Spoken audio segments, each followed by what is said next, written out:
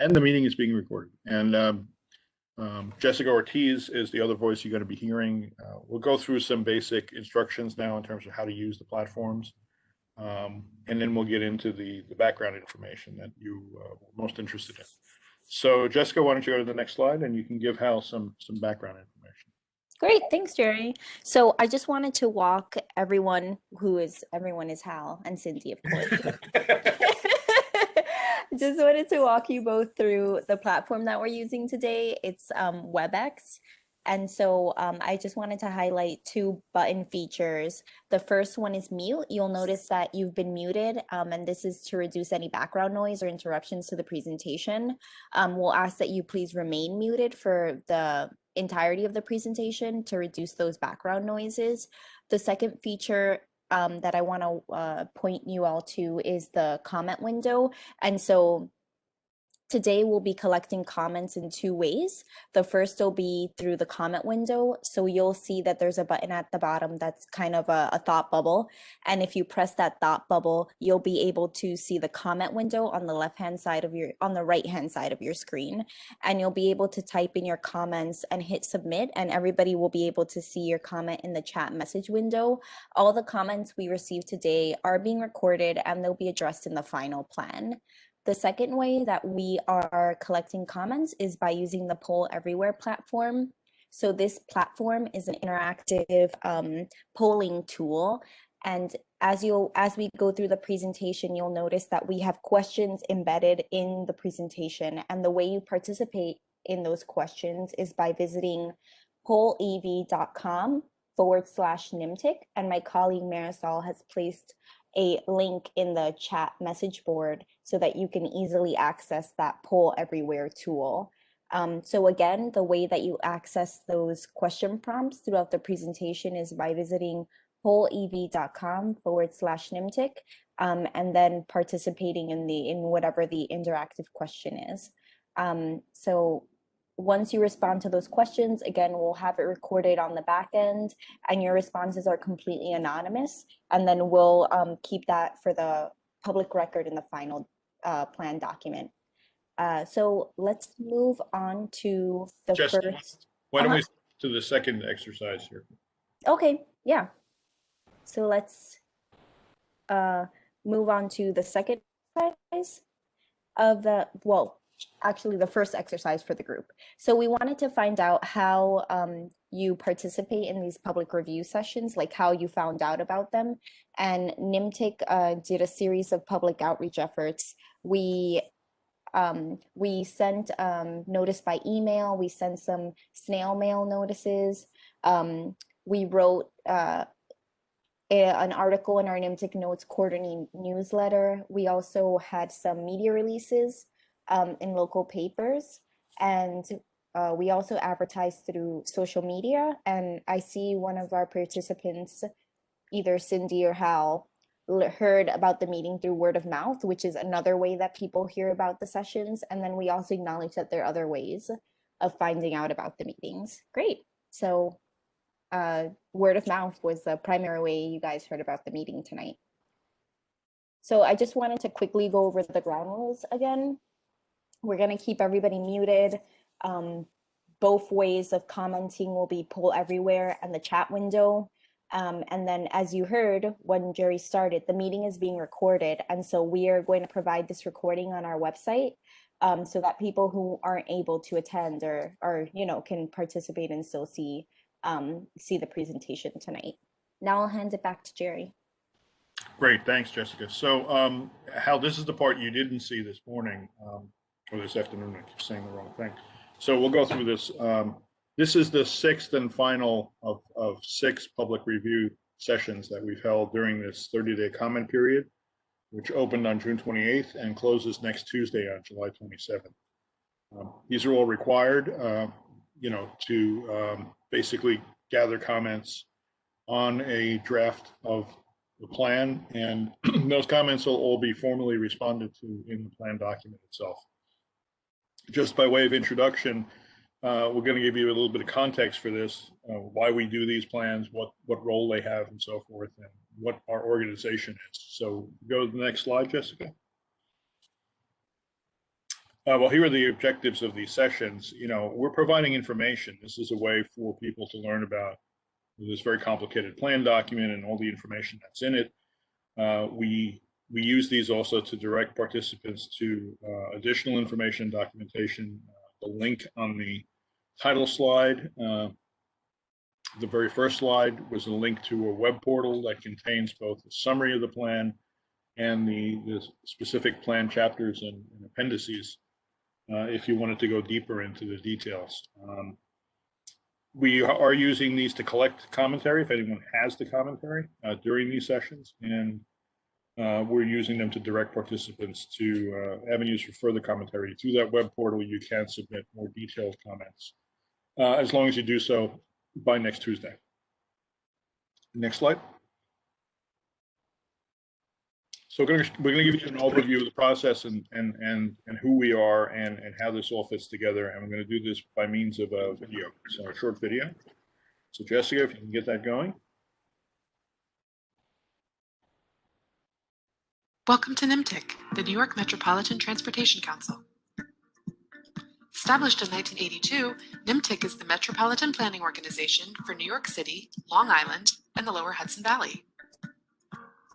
Our 10-county region includes the 5 boroughs of New York City, plus Nassau, Suffolk, Westchester, Putnam, and Rockland counties, and is home to more than 12 million people.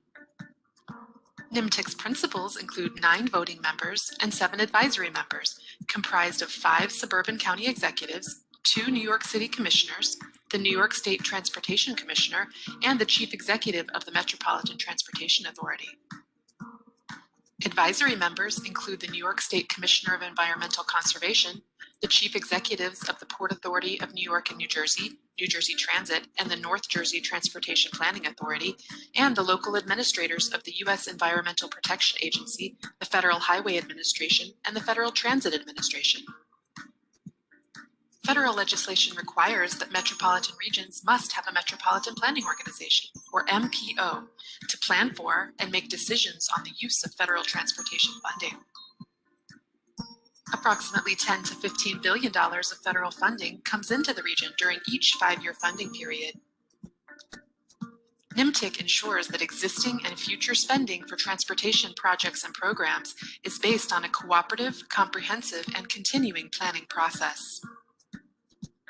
The elected and appointed officials who comprise NMTIC have a shared vision, recognizing that mobility, the ability of people and goods to move easily and safely to, from, and between locations, is crucial to the lives of everyone who resides in, works in, or visits within the NMTIC planning region. Therefore, we aspire to ensure that the mobility provided reaches everyone in a sustainable, healthy, and equitable manner, to invest efficiently for these transportation needs, and to respond effectively to the transportation challenges of tomorrow. Moving forward is the next long-range regional transportation plan for the NMTIC region. Updated every 4 years, the Regional Transportation Plan is a blueprint that helps identify the transportation needs in NMTIC's planning area in order to guide the use of federal funding. NMTIC's plan covers all modes of surface transportation, including highways, roads and bridges, streets, rail and bus transit, bicycle and pedestrian facilities, as well as freight and special needs transportation. Our region is facing difficult challenges. Despite that, looking to the future is as important as ever for the region's long-term vitality. Moving Forward proposes a regional vision that is built around 5 strategic goals. To provide a transportation system that ensures the safety and security of people and goods across all transportation uses and modes. To provide a transportation system that is maintained, operated, and coordinated to better enable reliable, easy, accessible, and seamless travel across the region. To provide a transportation system that efficiently serves today's population and plans for the growing number of residents, workers, and increasing amount of goods. To provide a transportation system that minimizes its impact on the environment, especially the effects of climate change. And to provide a transportation system that is resilient and can mitigate, adapt to, and respond to chronic and acute stresses and disruptions. As NMTIC pursues these goals through our regional transportation planning process, the following guiding principles inform our planning. We will consider the needs of all users across NIMTIC's planning area as a whole in the planning process. We will make the best use of federal resources for the regional transportation system and increase them where practical, while leveraging local resources as efficiently and effectively as possible. We will monitor the performance of the regional transportation system as a means of prioritizing improvements and investments.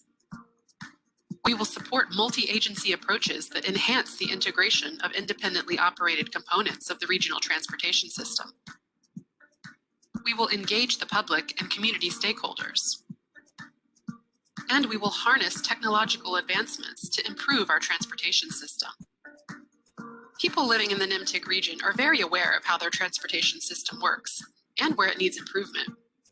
What transportation improvements are important to you? What matters most to your community? Your input is critical as we continue planning for our region's transportation needs. So how can you get involved? Attend a public workshop or provide your thoughts through our website or social media channels. Visit our website to join our mailing list, register for a workshop, and more. So get involved. Together, we can keep our region moving forward.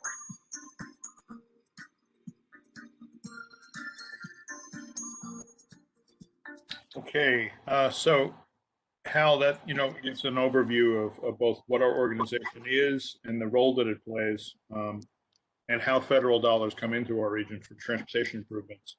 And they are a significant portion of the funding that's necessary in our region. So Jessica, if we could go to the next slide quickly, this is the process we have to follow in order to have those funds come into our region. It starts with the Regional Transportation Plan, which is the orange circle.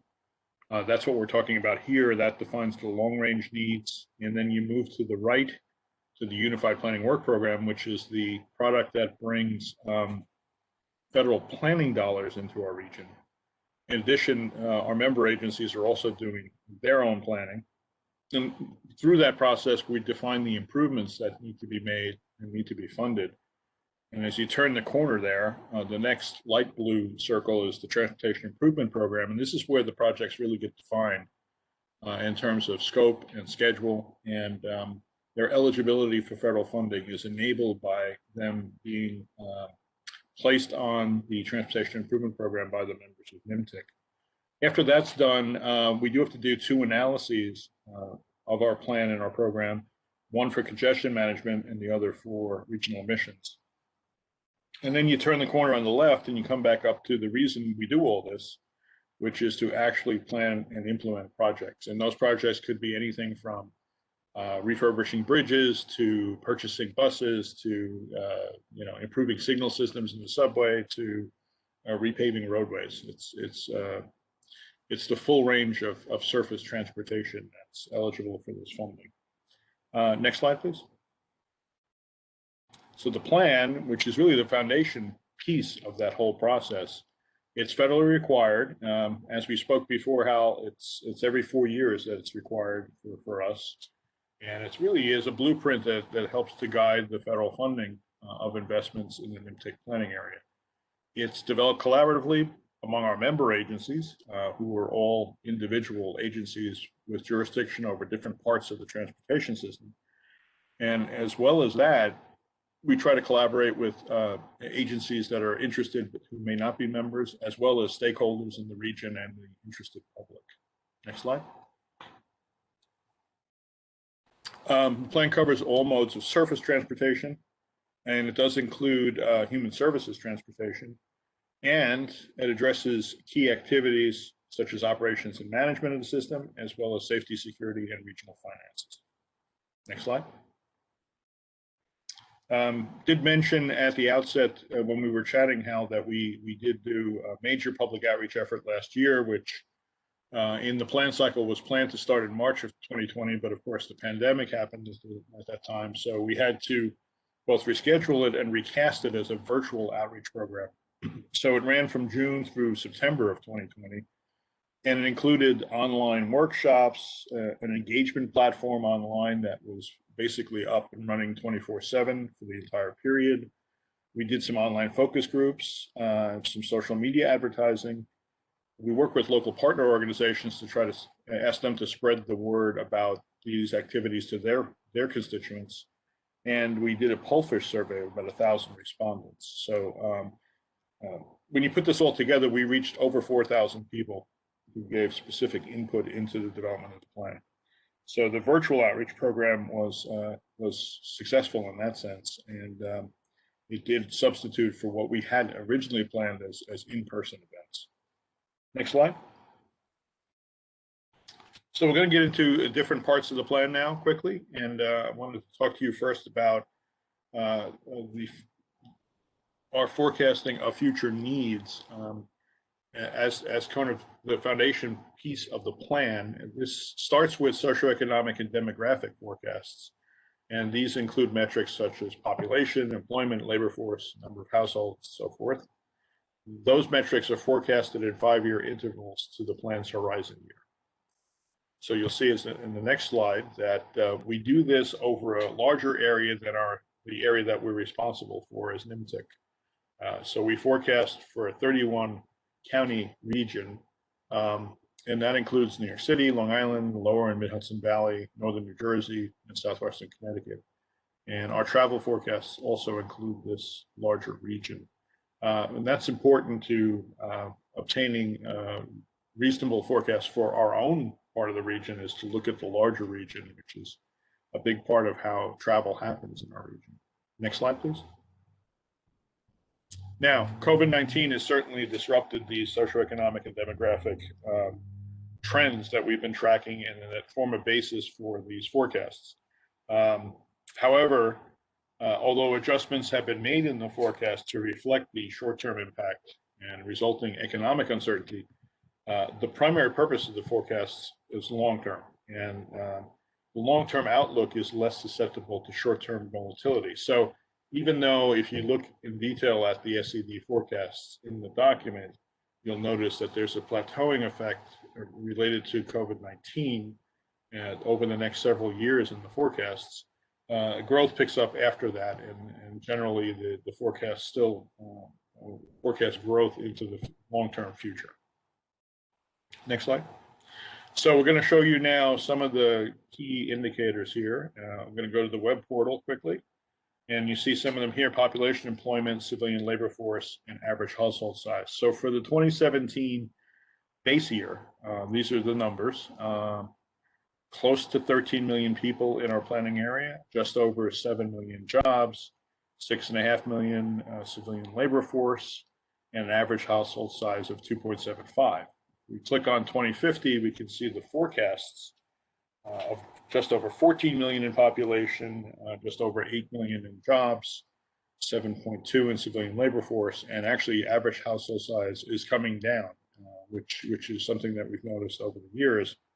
Households are getting slightly smaller.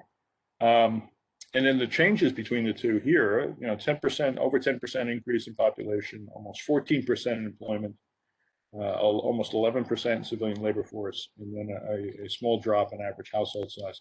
The household size is important because that, households are the primary generators of travel. So household size interacts with these other variables in our travel forecasting. So this gives you some sense of the future that we're looking at here. And Jessica, if we could go back to the slides. What we do with these socioeconomic and demographic forecasts is we use a simulation model to produce travel forecasts at various levels of geography. And this is just an overall summary of those travel forecasts showing that, not surprisingly, the growth in these that we're forecasting in socioeconomic and demographic variables produces growth in travel. So daily trips, almost 10% increase, daily auto trips, about 8, transit trips, 12. So transit trips are theoretically growing in the future at a higher level than auto trips. Daily vehicle miles of travel, or VMT, showing a 10% increase, and daily vehicle hours of travel showing a 13% increase almost. So clearly this is a challenge for the future because we all know that our region has significant congestion right now, roadway congestion, actually transit congestion too in some places. And, accommodating additional growth, additional travel is going to be challenging. And kind of underscores, it provides a sort of a framework in terms of the future for the planning process and for the plan that's been drafted here. Next slide. We also look at freight flows because goods in our region are very important, not only for our economic activity and people's lives, but also because they place additional demands on the transportation system. And we are unique in that there are goods coming into our region, there are goods leaving our region, there are goods moving around our region, and there are goods moving through our region from locations outside of the region to other locations outside of the region. So you put all this together, and there's lots of different travel and trip types that are related to goods movement in our region. And they tend to be dominated by trucks for a variety of reasons.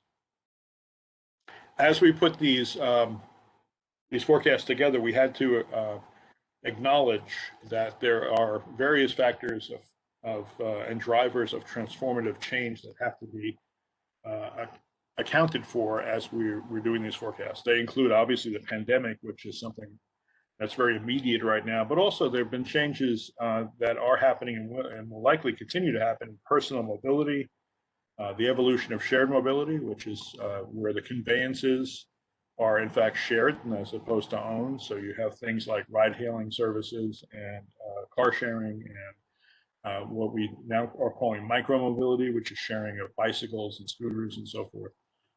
That's an area that's been developing and continue to develop into the future.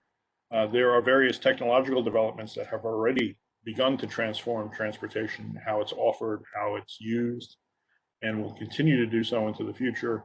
And there are economic changes and changes in business models, for example, e-commerce and distribution innovations for goods that are being accelerated actually now by the pandemic and resulting in different patterns of travel.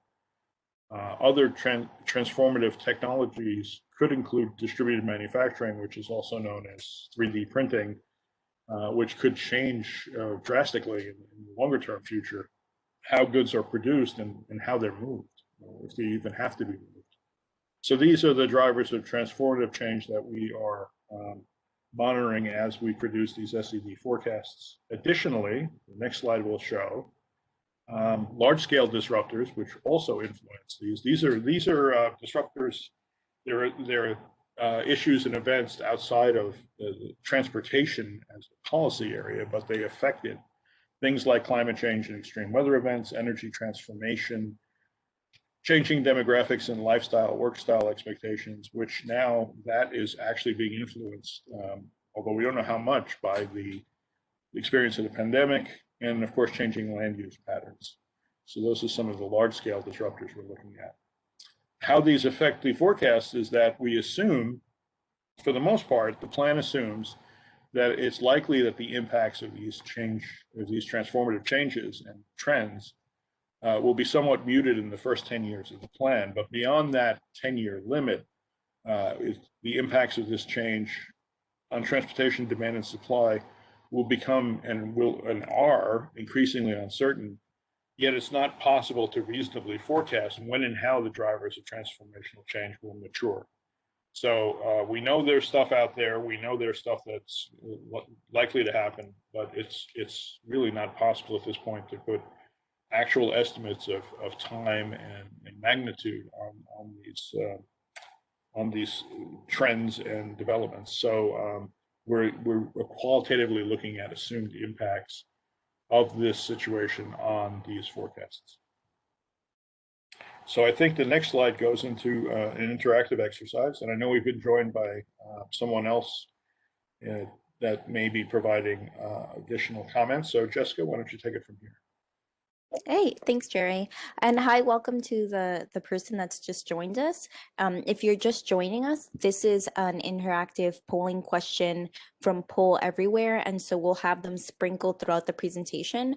In order to participate in those polling questions, you can visit pollev.com/NIMTIC. That's the website that's at the top of the screen, and also the website that my colleague Marisol just placed into the chat.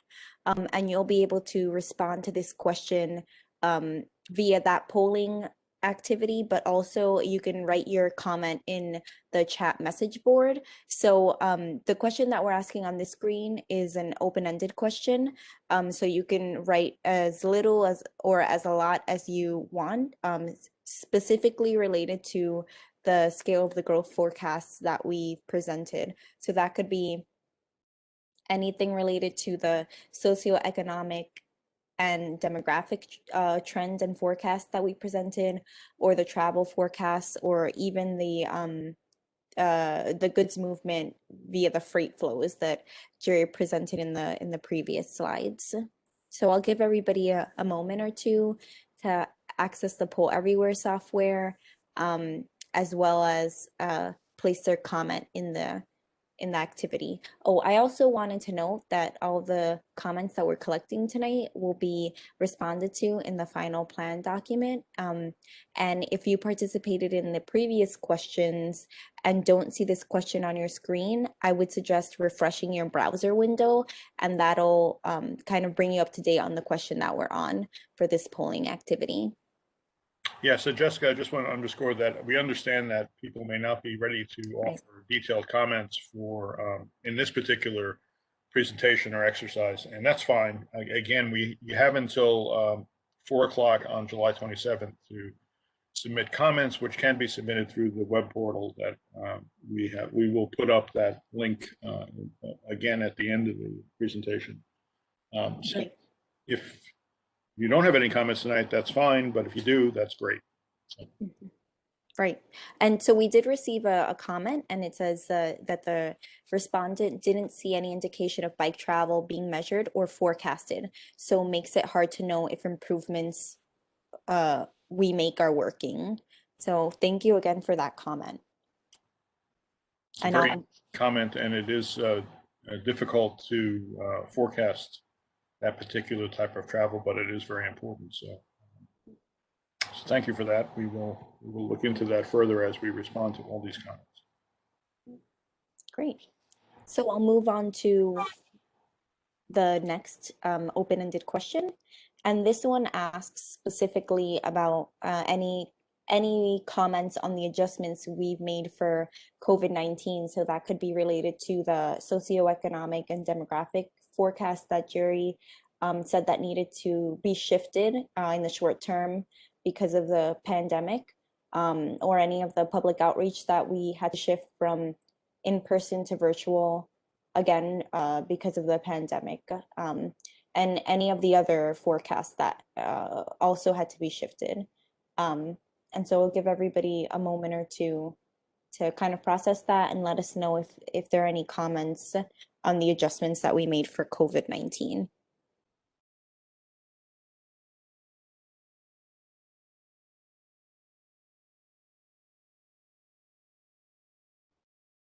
And so we just received a response, and that response is a good effort to respond to the challenge. Yeah, thank you for that. It was a team effort in pivoting to throughout the entire project to virtual, but also the data that needed to be redone because of the pandemic. So I'll move on to the next open-ended question. And this open-ended question asks specifically to provide any comments on the consideration of transformative changes that Jerry mentioned.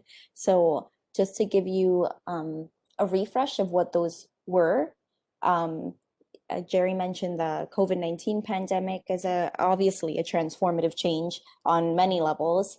The personal mobility and how people are moving around. The evolution of shared mobility, any new technological developments, shifts to greater use in e-commerce, and then distribution manufacturing, so 3D printing. And so I'll give everybody a moment to provide any comments that they may have. And so again, as Jerry mentioned, like this is a lot of information. And so we welcome any comments that we receive today, but we also look forward to any comments that you provide us after the presentation. So I'll move on to the next slide and hand it back to Jerry. Okay, thanks. So now we're going to get into the guts of the plan. The members of NIMTIC have devised a new shared vision, their shared vision for regional mobility, which contains goals and objectives that kind of form the framework for not only the plan, but the planning process. And we're going to go through those quickly with you and get some feedback, hopefully, on those. So if we can go to the next slide.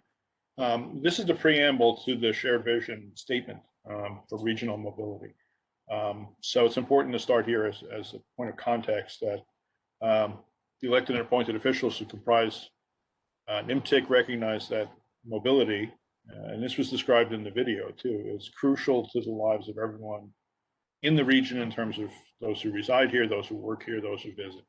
And therefore, the members of NIMTIC, when they come together as NIMTIC, they aspire to ensure that the mobility provided reaches everyone in a sustainable, healthy, and equitable manner. They aspire to invest efficiently for these transportation needs, and they aspire to respond effectively to the challenges, the transportation challenges of tomorrow. Next slide. And as the video pointed out, that vision statement identifies 5 goals in these areas: safety and security, reliable and easy travel, planning for changing demand, reducing environmental impacts, and resiliency. Those are short versions of the goals. And then it also lays out 6 guiding principles for the planning process and the members as they pursue those goals, considering the needs of all users, making the best use of federal resources, monitoring performance, supporting multi-agency approaches, engaging the public, and harnessing technological advancements. And now we have an interactive on these points. Great, thank you, Jerry. So this activity is a ranking activity, and we're asking participants to rank the vision goals in terms of their relative importance. So the way that this activity works is when you visit polev.com/NIMTIC, you'll be able to select a goal and shift it up or down depending on how important you may think it is. So these are just the 5 vision goals that Jerry walked us through a couple of seconds ago. And I'll give everybody a moment or two to rank these vision goals.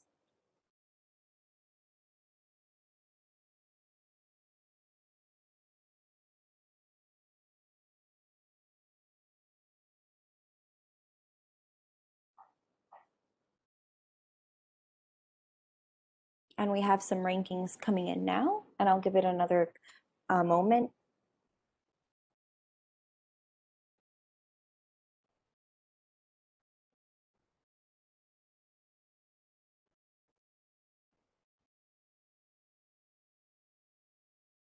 Great, and it seems like we have safety and security and reducing environmental impacts ranks as number 1 in this group tonight. For number 3, we have reliable and easy travel. For 4th ranking is the vision goal resiliency, and then planning for changing demand is number 5. And I'll move on to the next activity, which is another ranking activity. And this activity asks to rank the guiding principles in terms of their relative importance.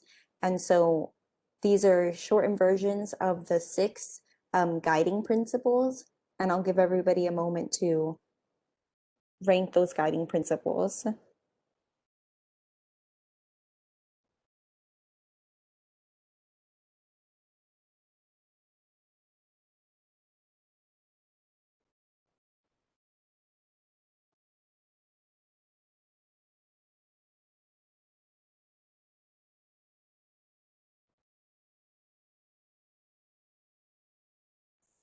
And we have a participant providing their ranking, so we'll give it a moment or two for the rankings to settle. And it seems like considering the needs of all users has been ranked number 1. Monitoring performance has been considered number 2. engaging the public and harnessing technological advancements has ranked number 3. And coming in at number 5 has been supporting multi-agency approaches. And number 6 is the best use of federal resources. So now I'll go on to the next interactive activity. These will be the primary format of the next questions in these modules, and they'll just be asking open-ended questions about any comments regarding any information presented in the previous slides. These are asking specifically on comments for the 5 vision goals and or the 6 guiding principles. And we just want to gauge your initial reactions to the 5 vision goals or the 6 guiding principles to determine how you reacted to them, if we're headed in the right direction, and what you think. And it could be anything from a couple of sentences to a few words on your opinion. And you can also provide any comments by using the message board. Yes, that's important. If we don't capture any thoughts you have in these interactive sections, you can just put them in the chat pod and we'll be recorded together. So. Right. That's a good point. Yep. All right, Jessica, why don't we move on to the next? Okay. So for each of the 5 vision goals, there are modules in the plan that include a description of the goal, related objectives, a scan of trends, conditions, and existing initiatives, and then recommended strategies and actions, and recommended performance metrics for that particular goal. So we're going to go through these rather quickly, and we're going to give you a flavor of them, but there's a lot of detail here. So all we can do is kind of give you a taste, and then if you have any reactions to that, you will let us know. So for the safety and security goal, there are 5 objectives, including ensuring investments in existing physical assets, promoting safe streets and intersections, keeping the transportation system secure from threats, coordinating safety management, training, and education across jurisdictional borders, and improving the safety and security of system operations. Those are the 5 objectives for this particular goal that have been defined by our members. The next slide will show the scan portion, where we looked at a variety of trends in various injury and fatality rates for both roadways and public transit and for freight. We looked at a number of current conditions, and you can see in the circle the existing initiatives that were scanned as part of this particular goal module. Next slide. There are a number of recommended strategies and actions for this goal. We've categorized them here, and there is more detail, but going through them would take way too much time. So again, there's a link at the bottom that is to the portion of the web portal that describes them in detail. You can see that they're categorized in planning and research initiatives, data collection, forecasting, and performance assessment, planning process recommendations. And for program recommendations, there are 2 subcategories: regional guidance programs and education and training programs. So those are the recommended strategies and actions for these goals. And then finally, in this module, we have the performance metrics that are recommended to measure performance related to this goal. You can see there are a number of gross indicators of safety as well as rates, and they span the different modalities. So, Jessica, let's do the next interactive. Great, thanks, Jerry. And so for the next 5 vision goals, we'll be going through that same format that Jerry went through. And at the end, we'll ask you this open-ended question about any comments on the module that was just presented. So we just finished going through the safety and security module. So if you have any comments, please include those in the chat, in the chat or in this poll everywhere activity.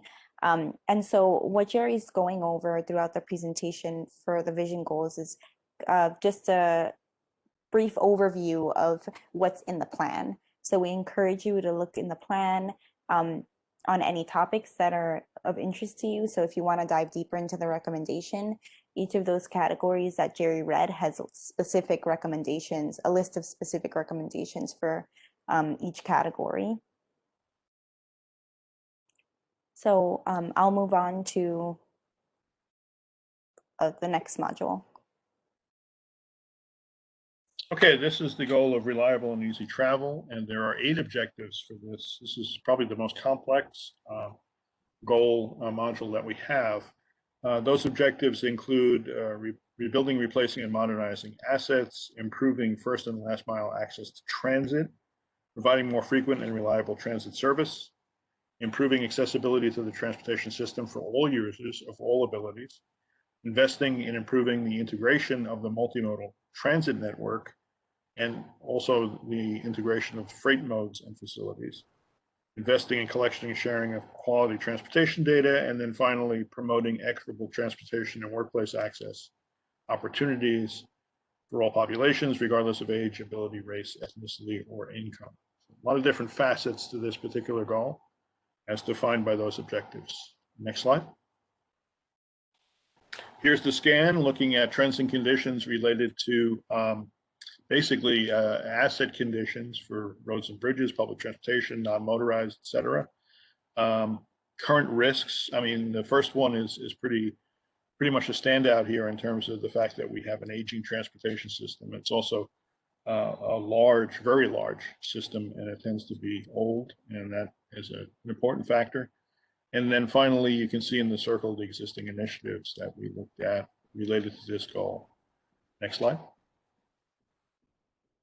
Recommended strategies and actions. The categories are familiar. The first 3 you've heard before for the first goal. Under the program recommendations, there are 3 subcategories: transit access programs, transit service enhancement programs, and freight access programs. And again, the link at the bottom of the page is to the detailed items that go into these categories. And next slide. And then finally, a number of performance metrics, which are really about physical condition of assets for pavement, for bridges, and for transit equipment and rolling stock.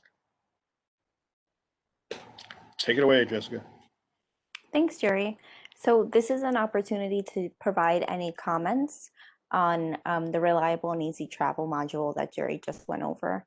And again, if you wanted to review anything that we're going over throughout the presentation a little bit more in depth, you can do so in the Moving Forward website, and then you can provide your comments in a comment form that we've developed until July 27th. But we'll give you all a couple moments to write any comments if you have them.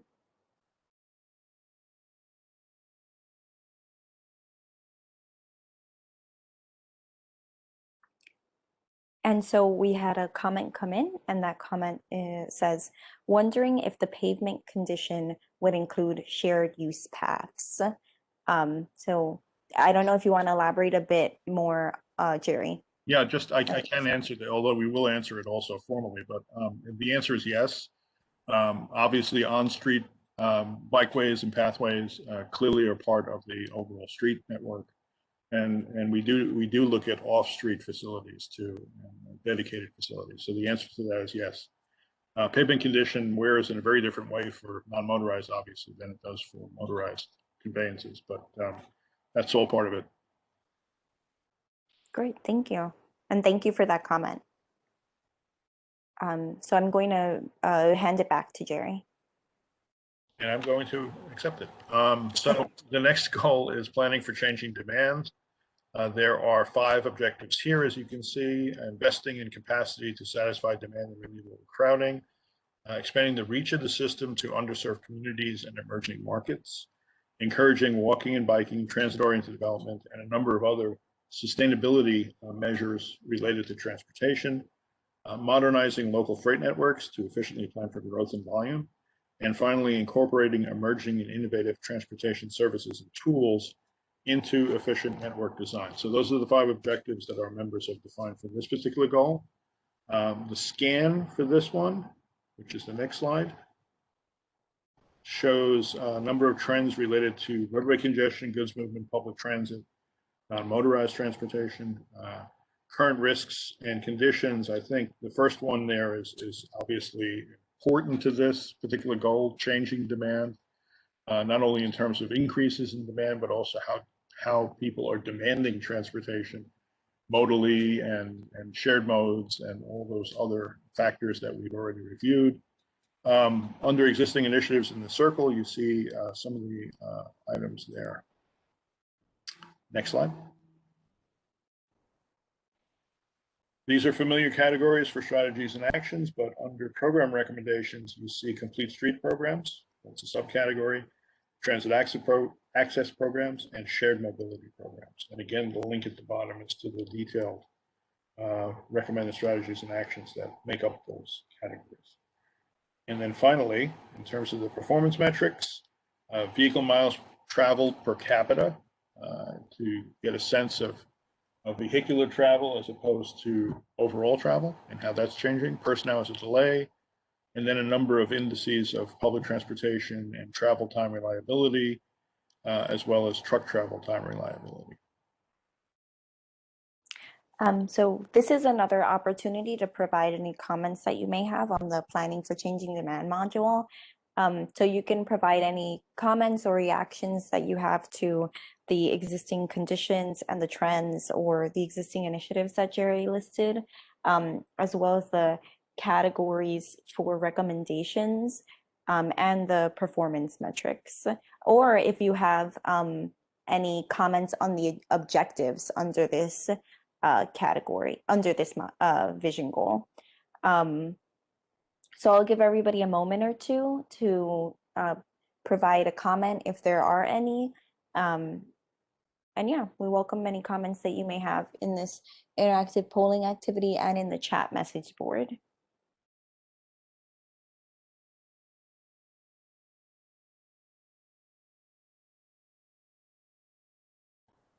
Okay, Jessica, let's move to the next slide. And we have 2 more goal modules to go, and we appreciate your patience with these. We know that there's a lot of information here, but it is important to the overall plan to go through these, and it does give you a sense of where the members of NMTIC are taking the planning process going forward. This next goal is reducing the environmental impact of the system. You can see 6 objectives: encouraging alternatives to single occupant vehicle trips, encouraging lower emissions alternatives to trucking, modernizing fleets to higher standard and lower emission vehicles, efficiently managing limited roadway capacity to mitigate congestion and emissions, promoting responsible environmental stewardship in transportation projects, and finally, addressing unequal impacts of transportation emissions on communities. Those are the 6 objectives defined for this goal. The scan here has to do a lot with emissions levels, obviously, in terms of trends and also current conditions and what produces those emissions. Criteria air pollutants, which is the first item under trends. Those are the pollutants that are identified in the Clean Air Act amendments of 1990. They're collectively referred to as criteria air pollutants. Greenhouse gases is actually not a criteria air pollutant, but that is identified separately. And you can see the existing initiatives in the circle.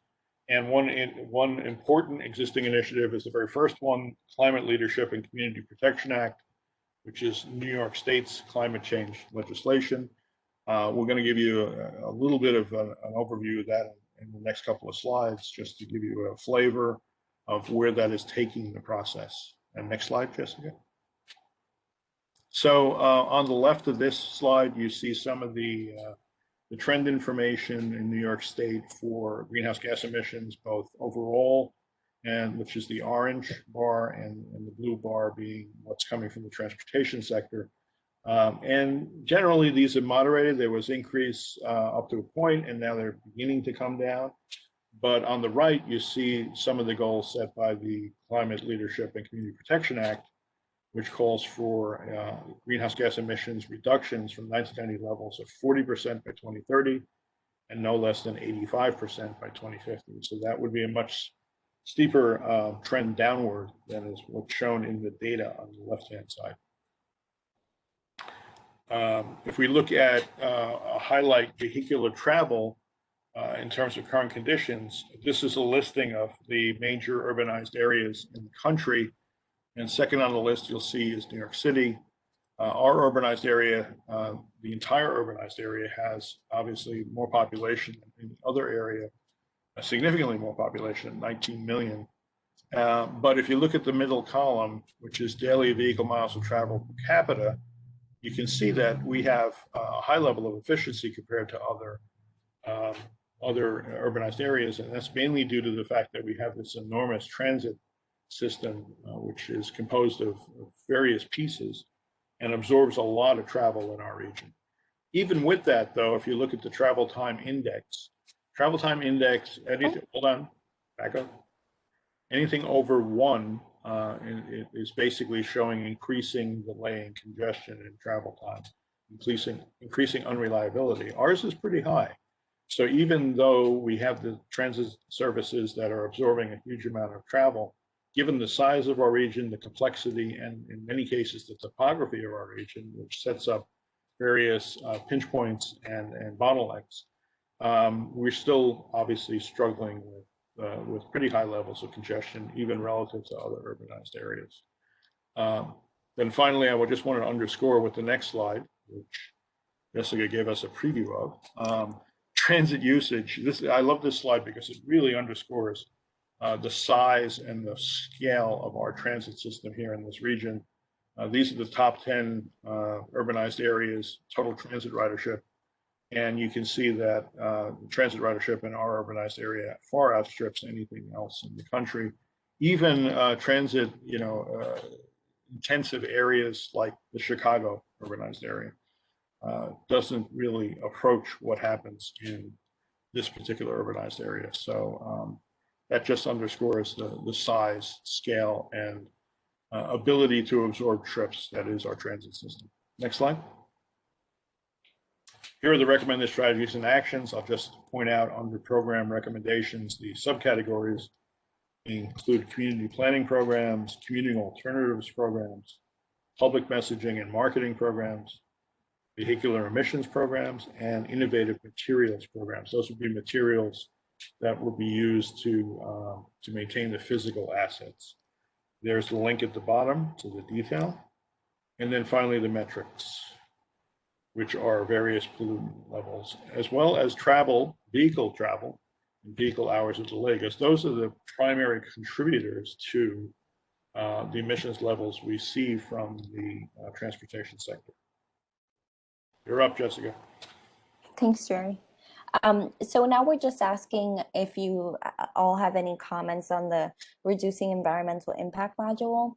So those could be even comments or reactions to the trend highlights that Jerry mentioned, especially the greenhouse gas emissions highlight, or the vehicular travel highlight, or the transit ridership or transit usage highlight that was presented. Or if you have any other comments on the objectives under this vision goal. So I'll give everybody a moment or two to respond. And again, this isn't the only way that you can submit a comment. Tonight, you can do that through this activity, but also through the chat message board. So now I'll hand it back to Jerry. All right, last goal. Again, thank you for your patience with this information. The last goal is resiliency, and you can see 4 objectives: protecting and fortifying assets, continuing to invest in sea level rise and climate change risk analyses, improving regional coordination on emergency and long-term responses to system-wide climate impacts, and finally, enhancing the network's resiliency by increasing travel options and redundancies. Those are the 4 objectives that were set for these, are proposed to be set for this goal.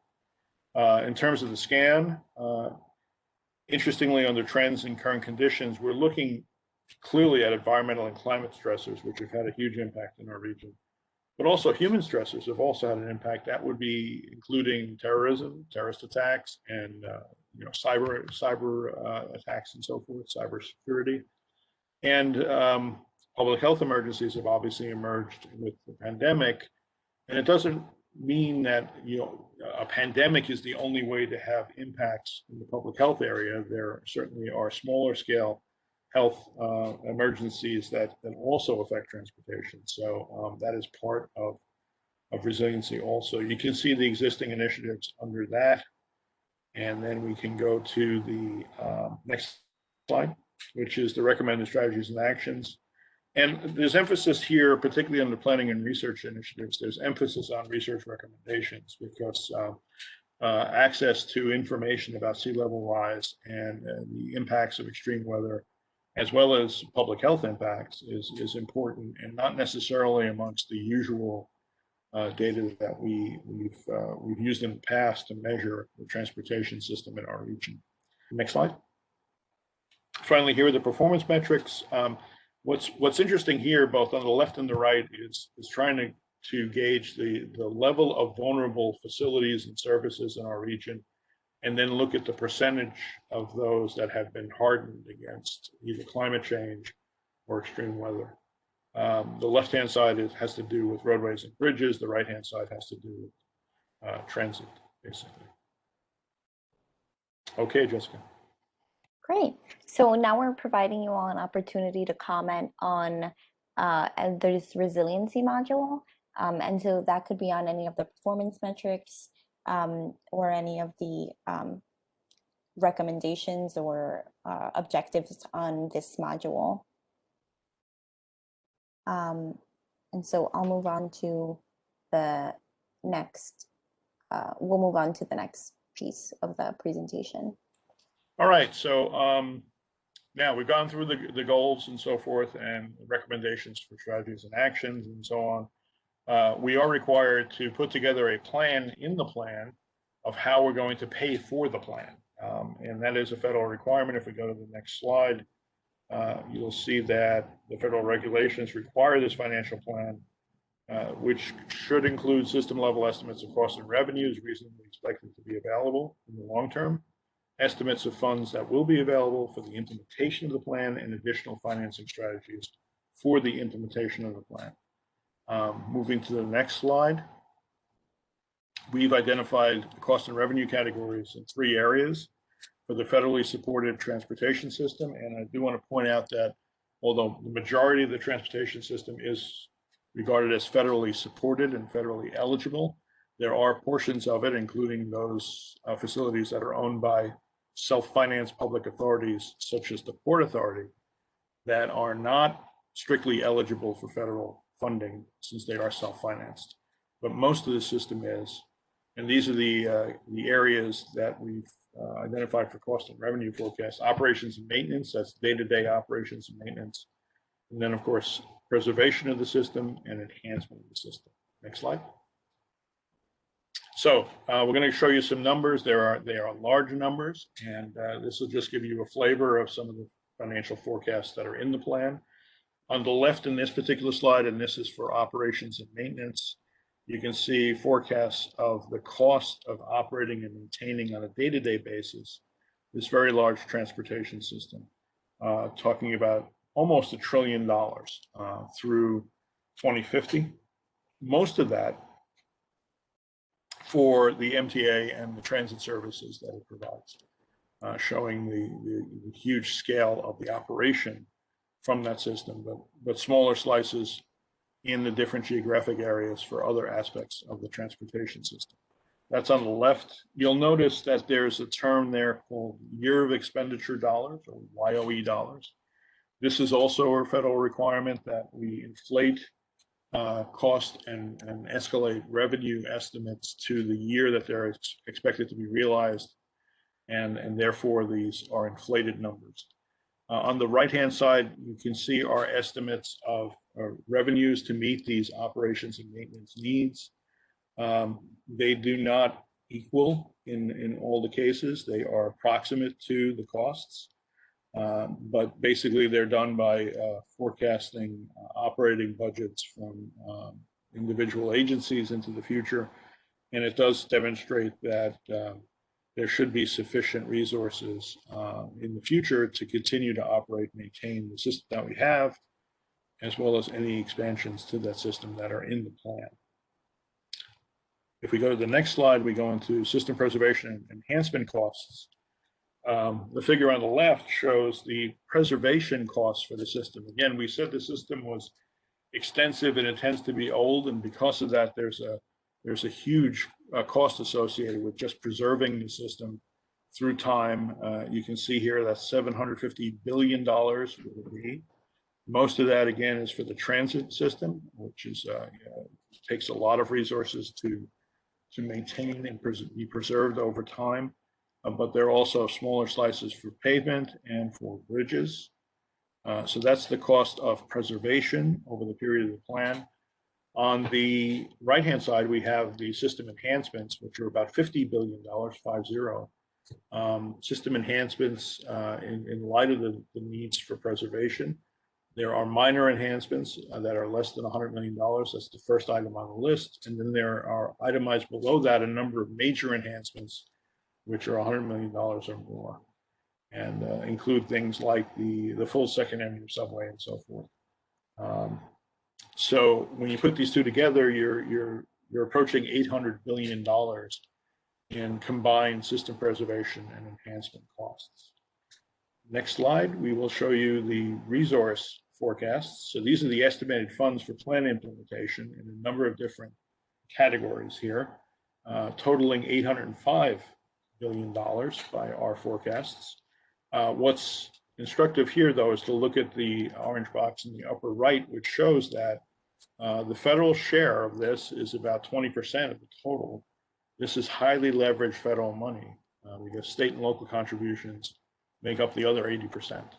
So even though that federal portion is definitely needed, and we really would be hard pressed to do without it, it is not by any means the majority of the resources that will be available in the long-term future. So we're showing here that there are sufficient resources to preserve the system and to enhance it along the lines of what we've identified and our members have identified. We also included several proposed additional financing strategies here. Many of them are already being used at one level or another.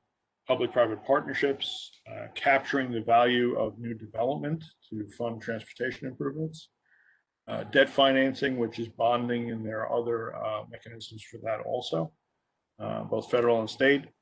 There are discretionary national pots of federal money that we can compete for. And finally, cordon pricing, which is actually being developed right now for the area of Manhattan south of 60th Street. So these are the proposed additional financing strategies in the plan. Great, thanks, Jerry. So we wanted to give you an opportunity to provide any comments on the information Jerry just presented, and that could be anything on reactions to the operation and maintenance, as well as the system preservation and enhancement costs, or if you have any comments on the additional financing strategies. And seeing that there are no comments, I'll hand it back to Jerry. Okay, great. So there's going to be one last overall interactive session at the end of this, but we are going to go into some of the special elements that are required to be in the plan. We do not have time this evening. We could easily do a session on each one of these. So if you're interested in any of these areas, we would encourage you to look in the web portal for the summaries and the details. But we wanted to underscore that these are parts of the plan. They include a pedestrian bicycle element, coordinated public transit and human services transportation plan, which brings together those very two important aspects of how people move around, particularly people with special needs. Regional freight element is a separate appendix. We do an environmental justice and Title VI assessment. That would be Title VI of the Civil Rights Act of 1964. And then finally, we're required to do an environmental mitigation and new consultation appendix. So these are some key appendices to the plan, which in some cases are plans unto themselves, but they are important elements also of this overall regional transportation plan. Next slide. Now, we mentioned strategies and actions related to each of the goals, but the plan also recommends a number of projects, programs, and studies that need to be undertaken spatially on the system, and we're going to show you what that looks like. So if you wanted to look at that in more detail, you could. First of all, on the projects, programs, and studies, we'll show you the section from the web portal that includes that. So as you can see, there's an interactive visualization of the projects, programs, and studies that are recommended in the plan. If you hover over those individual lines and icons. You'll get information about the projects that are proposed. You can search for your individual area here or do a regional scan of what's being proposed in the plan. The listing underneath the map is an itemization of all those different projects. And they are either projects categorized as constrained in that they fit within that financial envelope that I described earlier. There are also vision projects here that are speculative, do not have financing identified for them, but are seen as needs to be addressed in the future. And there are also region-wide recommended projects, programs, and studies. The maps obviously show anything that can be spatially located, but there are some projects, programs, and studies that cannot be spatially located. They're obviously in the list.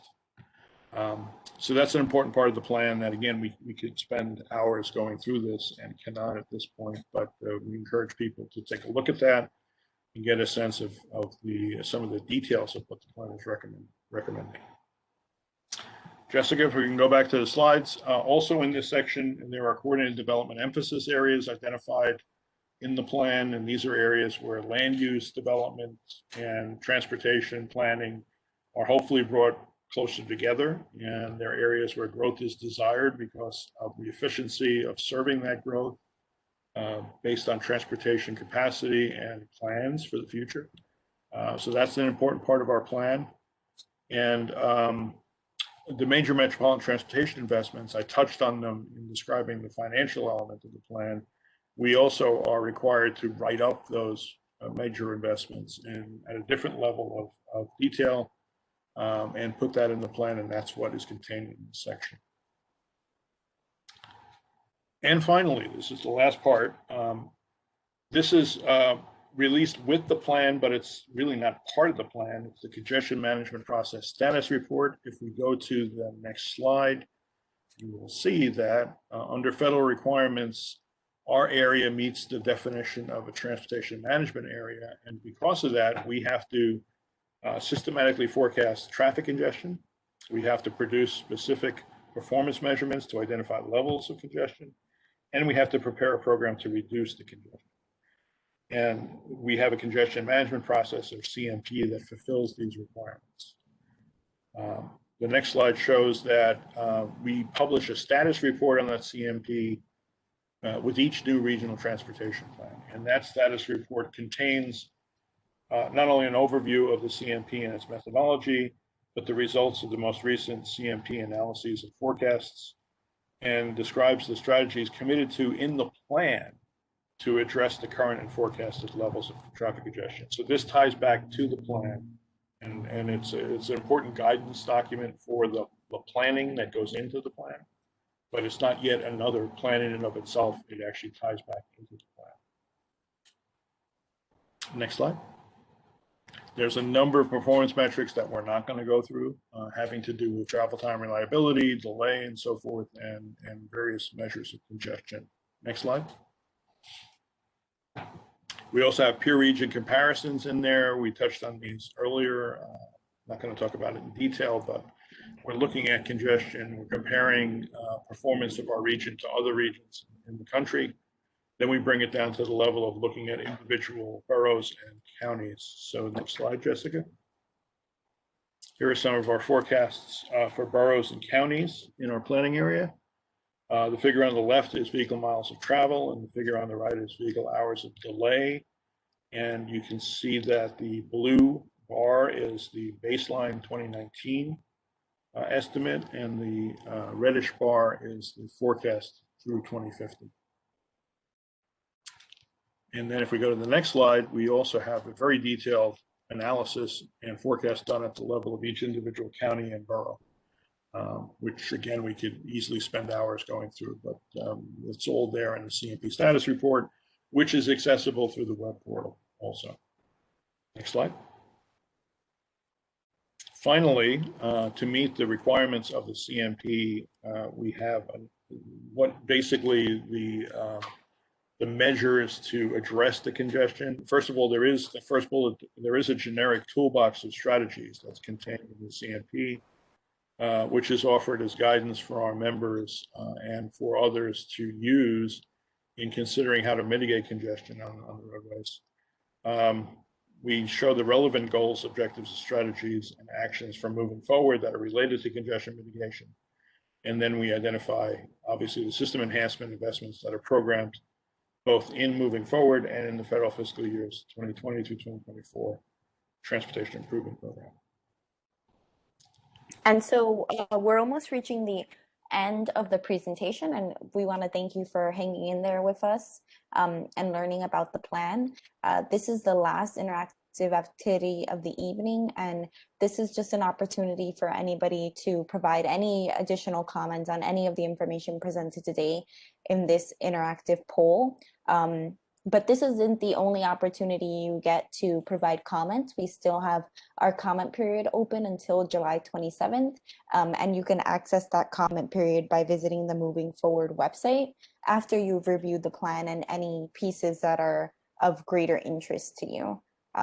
So I'll give everybody a few moments. So thank you to this comment. It says we'll submit some later. Thanks. And we greatly appreciate you running through the presentation with us, as well as the future comments that you're going to provide. So I will pass it back to Jerry.